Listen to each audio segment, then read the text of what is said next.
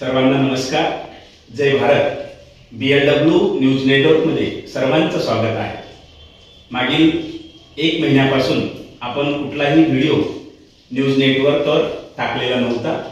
त्याचे कारण म्हणजे BLW न्यूज नेटवर्कची संचालिका शीतल महाजन यांना पितृशोक झालेला होता.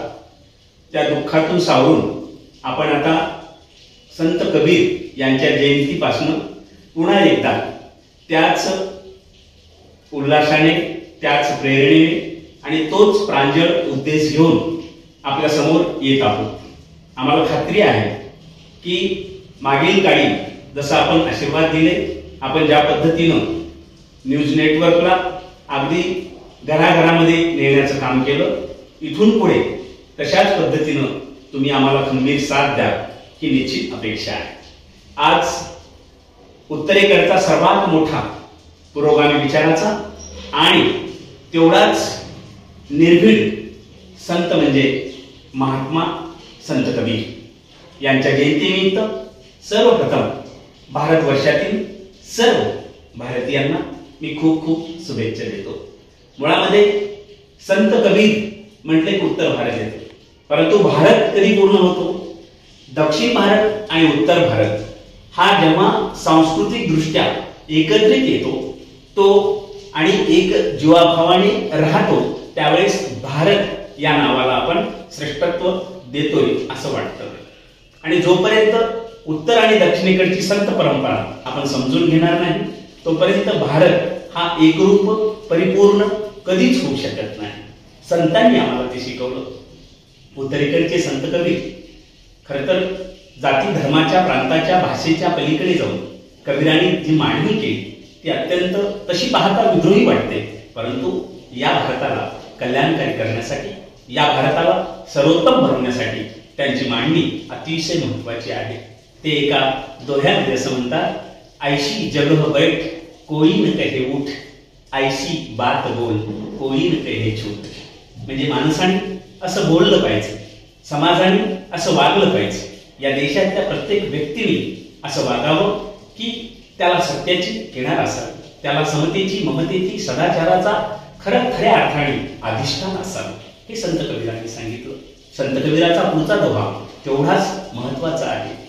ते असं म्हणतात की कल करे सो आज कर, आज करे सो अब कर, बहुरी करेगा कब, पल में प्रलय हो जाएगा. त्याचा सरळ सरळ अर्थ असा आहे की आपण कुठल्याही भविष्याच्या मागे न लागता, कुठल्याही प्रत्येक क्षण माणसाच्या आयुष्यातला अतिशय पवित्र आहे, त्या क्षणाला आपण जवळ केलं पाहिजे, त्या क्षणाला आपण सुरुवात केली पाहिजे.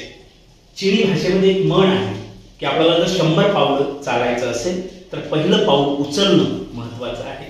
आजच्या तरुणाईला संत कबीर यातून हाच संदेश देतात की तुम्ही पहिलं पाऊल उचला, तुम्ही सुरुवात करा. सुरुवात केल्यानंतर आपोआप तुम्ही तुमच्या ध्येयापर्यंत जाऊ शकता. हाच उद्देश एका वचनामधून महात्मा बसवण्णा सांगतात. ते असं म्हणतात, आज उद्या नका म्हणू, आजचा दिवसच शुभ आहे हरशरण म्हणणाऱ्यास, आजचा दिवसच शुभ आहे शिवशरण म्हणणाऱ्यास, प्रत्येक क्षण शुभ आहे इष्टलिंगास नित्य नेमाने पूजणाऱ्यास. इथं सुद्धा त्यांनी सांगितलं, संत कबीरांनी जणू 15व्या शतकातला संत कबीर आहे आणि 12व्या शतकातले संत महात्मा बसवेश्वर आहे. त्यांचा अगदी व्यवस्थित शब्द न शब्द वारसा दक्षिणेकडून उत्तरेकडे नेण्याचं काम संत कबीरांनी केलं असं आपल्याला म्हणता येतं. पुढे जाऊन संत कबीर एका दोह्यामध्ये असं म्हणतात की जाती न पूछो साधू की पूछ लीजिए ज्ञान, जाती न पूछो साधू की पूछ लीजिए ज्ञान, मोल करो तलवार का पडे रहे लो मैं. आणि हाच वारसा घेऊन महात्मा बसवेश्वर वचनामध्ये असं म्हणतात की माणसाची पात्रता, गुणवत्ता जातीवरून न ठरवता त्याच्या जवळ असलेल्या अर्हे गुरु ज्ञानावरून ठरली पाहिजे. बोहिणीचा सूत्र नाव त्याचे जाचं, मार्कंडेयाचं मागिणीचा, मंडुकाची कन्या थोर म्हणतो तरी जातीची थोरवी काय कीज पाहणे. महात्मा बसवण्णाची ही विचारधारा संत कबीरांनी अगदी तंतोतंत पाळली.